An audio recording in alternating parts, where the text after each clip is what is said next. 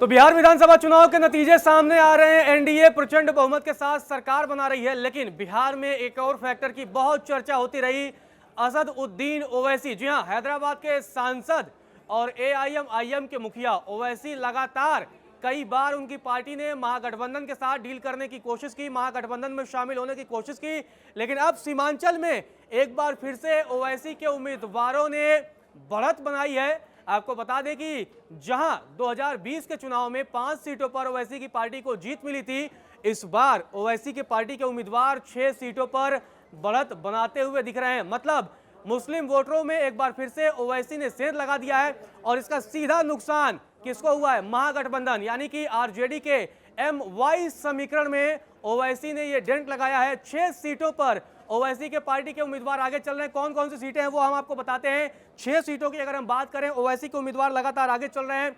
सबसे पहले बात करते हैं जोकीहाट की। जोकीहाट में मोहम्मद मुर्शीद आलम आपको बता दें आगे चल रहे हैं 23,570 वोटों से।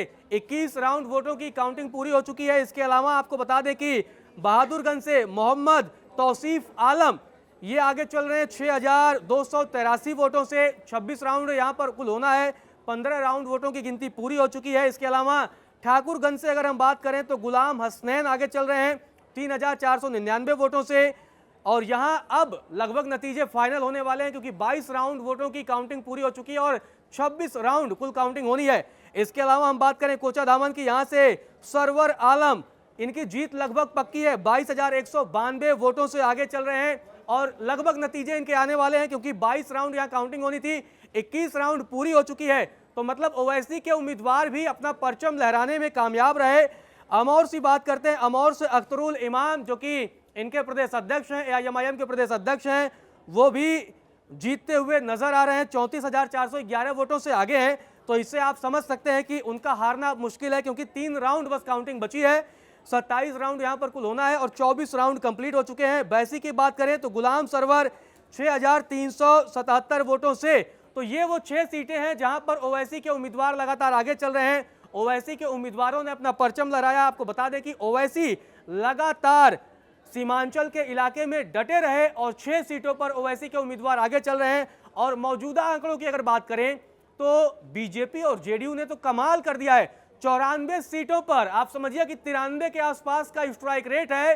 भारतीय जनता पार्टी का 101 सीटों पर चुनावी मैदान में बीजेपी उतरी थी और 94 सीटों पर मौजूदा समय में जेडीयू 84 पर, आरजेडी महज 25 पर, एलजेपीआर 19 पर, एआईएम 6, जैसा कि हमने बताया। तो ओवैसी के उम्मीदवारों ने बिहार विधानसभा चुनाव में धमाल मचाया है। 6 सीटों पर ओवैसी के उम्मीदवारों अपना परचम लहराते दिख रहे हैं। हालांकि इनमें से 3 सीट लगभग एआईएम के खाते में जाती हुई दिख रही है। अभी 2-3 सीटों पर तगड़ी फाइट है, लेकिन कुछ राउंड वोटों की गिनती वहां और होनी है। अब इस पर नजर बनी रहेगी कि आखिर ओवैसी कितना डेंट लगाते हैं। जब पूरा ओवरऑल नतीजे सामने आ जाएंगे, उसके बाद ये समझने की कोशिश हम करेंगे कि आखिर ओवैसी ने महागठबंधन को किन किन सीटों पर नुकसान पहुंचाया है और कितना नुकसान पहुंचाया है। ओवैसी के उम्मीदवारों ने किस तरीके से इस बार फिर से महागठबंधन को ये बड़ा झटका दिया है।